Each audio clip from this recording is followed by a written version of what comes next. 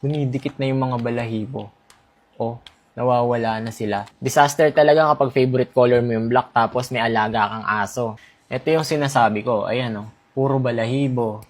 Ayan, kumakapit yung balahibo sa damit, lalo na yung color black, kitang-kita dyan. Pero meron akong mabilis na solusyon dyan. Ito yung pwedeng pangtanggal ng balahibo, himulmol, buhok, o kaya alikabok sa damit mo. Ganito lang siya, iro-roll mo lang.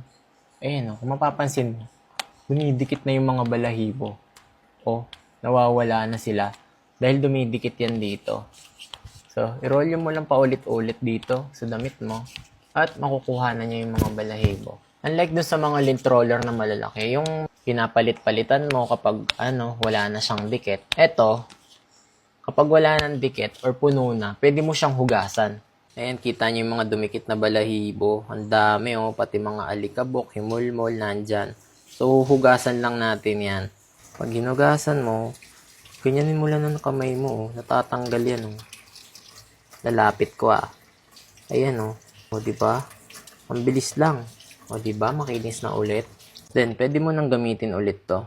And after natin hugasan, medyo basa pa yan Ayan tanggal pa din yan. Nandyan pa rin yung dikit niya. Hindi nawawala yung dikit kahit hugasan mo ng ilang beses. Ang kagandahan nito kasi, maliit lang siya. Pwede mo siyang ibulsa, pwede mo siyang dalhin kahit saan. So, nasa 100 pesos lang. Goods na goods.